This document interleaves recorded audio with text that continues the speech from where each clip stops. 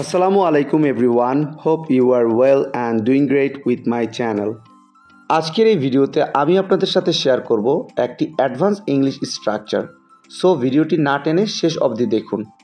সত্যিটা হলো যে আমরা কাল যাব না। সত্যিটা হলো যে আমি তাকে ভালোবাসি না। সত্যিটা হলো যে সে একজন অসৎ ব্যক্তি। সত্যিটা হলো যে সে একজন মিথ্যাবাদী।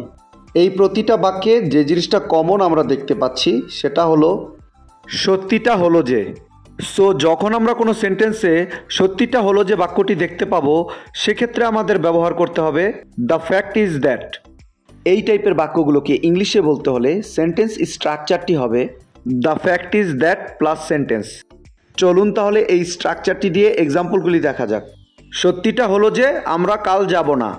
The fact is that we won't go tomorrow. The fact is that we won't go tomorrow. সত্যিটা হলো যে আমি তাকে ভালোবাসি না। The fact is that I don't love her. The fact is that I don't love her.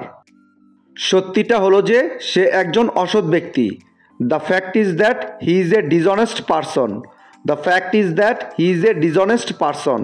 সত্যিটা হলো যে সে একজন মিথ্যাবাদী। The fact is that he is a liar.